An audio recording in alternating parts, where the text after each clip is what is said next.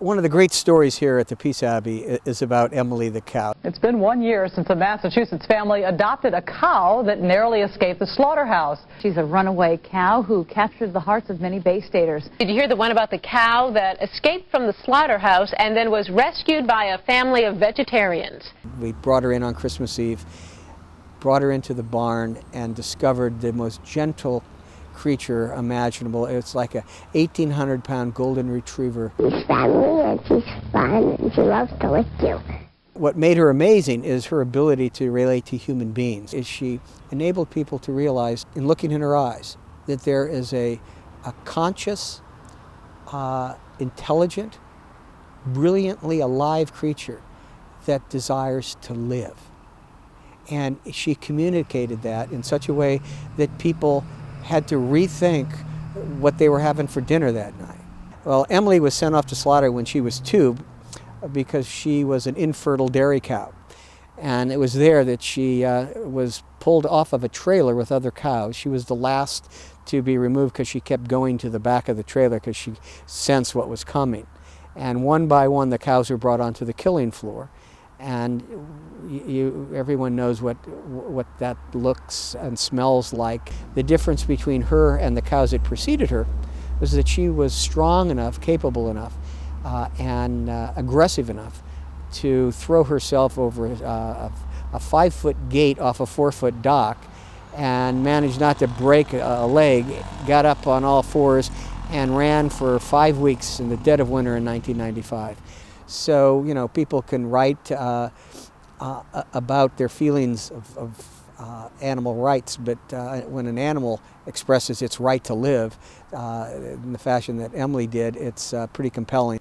So this is Emily's Roadhouse, and the area here, this corner, was where Emily would entertain her visitors. We had people coming far and wide to hang out with Emily. It was set up as a living room where Emily could hang out with people that wanted to get a load of her journey and sense her extraordinary spirit, which led people, as I said earlier, to make some adjustments in what they eat and what they wear.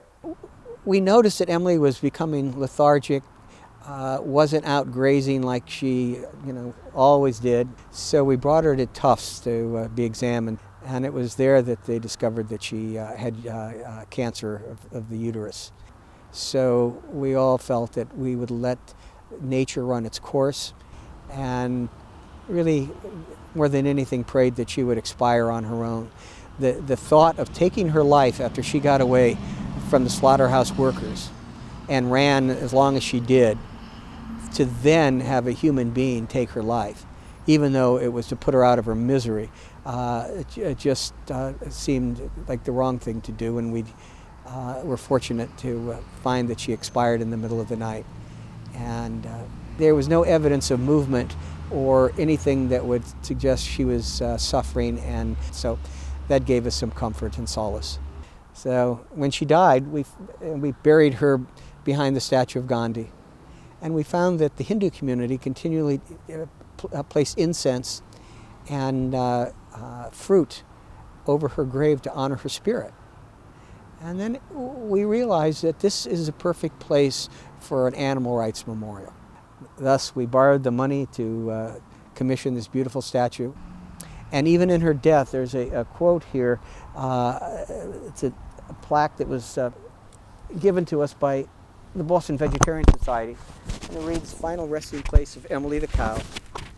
Out of respect for Emily and all animals, consider refraining from eating meat for the rest of the day or for the rest of your life."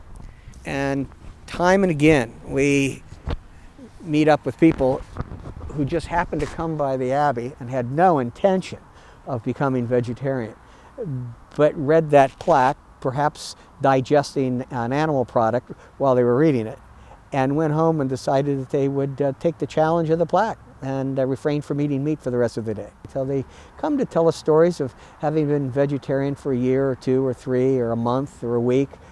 But it's wonderful to know that Emily continues to inspire people to do what's best for them, for the planet, and for the animals. Emily's a pretty nice cow, huh? Yeah.